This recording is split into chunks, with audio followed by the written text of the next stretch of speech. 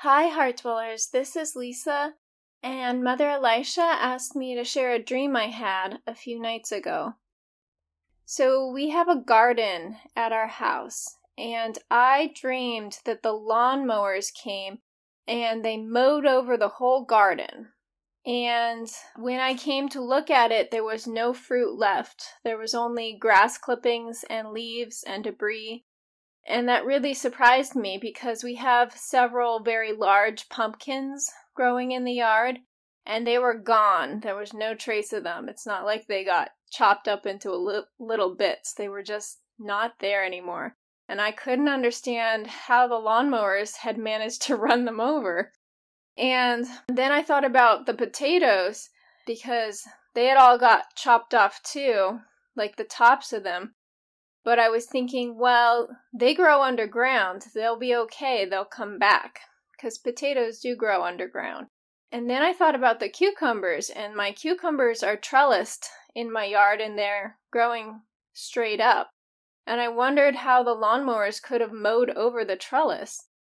And now it was quite flat. And all the fruit was gone. There were no more cucumbers. Then I checked the kids' gardens, because I had made a small garden for each of my boys, and one of my kids had grown corn in his garden, and I rummaged through all the debris and I found one of the corn stalks, and I checked it to see if there was any corn on it, and I couldn't find any corn, but oddly enough, I found some very nice squash growing at the base of it. And that was weird to me because I hadn't even planted squash. That was not something I had planted. So I harvested the squash, and then inside the corn stalk I found these seeds. And so I started collecting the seeds, and then I noticed one of the seeds was moving, and I saw that it wasn't a seed, it was a bug. So I carefully went through the seeds, and I removed any bugs. And then I woke up. That was the end of the dream. When I asked the Lord about it, because it was one of those dreams I had right before I woke up, and it was pretty vivid in my mind. And so it just felt like the Lord was trying to say something. And I didn't understand the dream when I first woke up. So first I wanted to see if the dream was from Him. In the Bible Promises book, I got faithfulness, God's faithfulness. And the verse said, "Thanks be to the Lord, He has given rest to His people, Israel. He has done all that He promised. Every word has come true, all His good promise, which He promised through His servant Moses."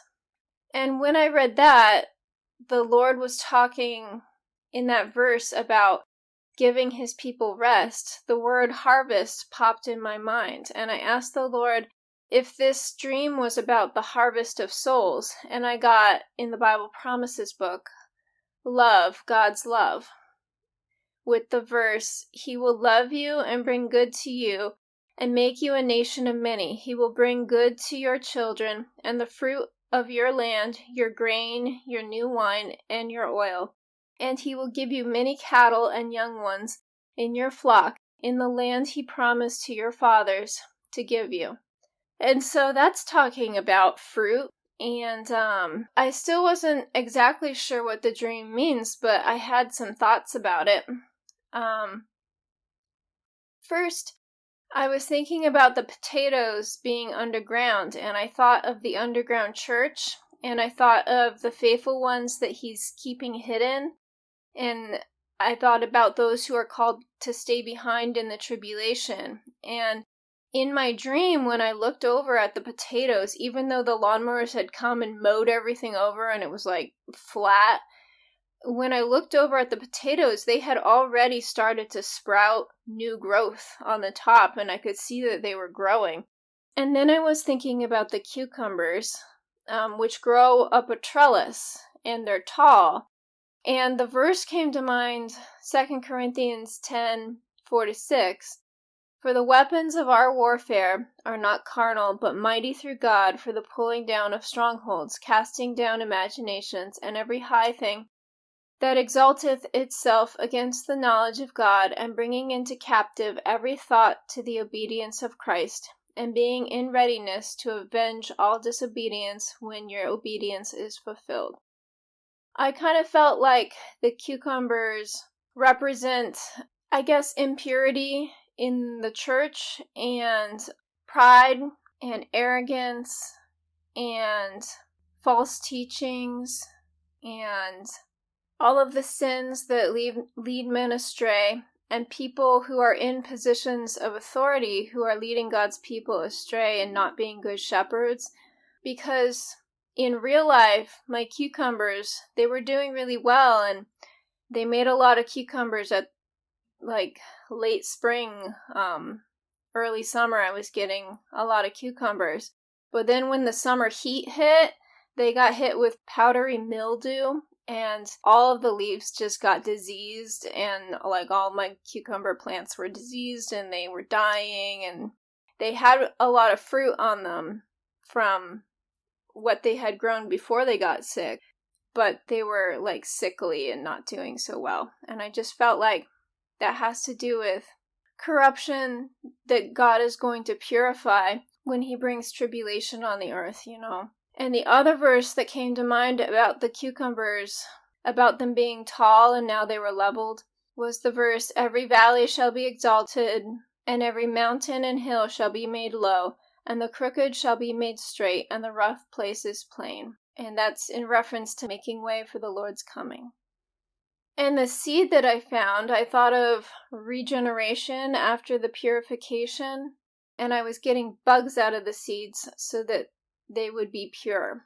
And I just thought of the purification, Jesus purifying the world through the tribulation that comes on the earth and through our own individual tribulations, that God is working everything to good, and that it's not going to be the end, you know, when the tribulation happens. It's going to be the purification so that Jesus can come and rule and reign on this earth and make everything right. And then when I harvested the squash that I did not plant, well, first of all, Mother Elisha was thinking of the verse where we have reaped where we did not sow and harvested where we did not plant. There's a verse about that in the Bible. I didn't look it up. Maybe I should. Hold on. So that's from John chapter 4, verses 37 to 39, or 38 specifically. "Thus the saying, one sows and another reaps, is true. I sent you to reap what you have not worked for. Others have done the hard work, and you have reaped the benefits of their labor." So that verse came to mind because God has prepared all of these souls, and they are ripe for harvest. And then when the tribulation happens, they're just going to fall from the trees, and he wants us to catch them as they're falling and gather in the fruit. We're supposed to be gathering souls to Jesus and bringing people to Jesus so that he can gather in all the fruit and souls can be saved. So while we're still on this earth, all the tribulation that happens right before Jesus comes, we need to be really aware of the souls that he's bringing to us, that he wants us to minister to, that he wants us to bless with his love and bring them to Jesus. So that's what I was thinking of when I thought of the squash that I was harvesting that I hadn't even planted. And then also, I guess it kind of felt like a rapture dream too, because it's talking about the harvest of souls. And when Jesus comes and takes us in the rapture, he's going to be harvesting all the souls that are ready to go with him to heaven. So those are my thoughts in that dream, and Mother Elisha thought it would be a blessing to you guys.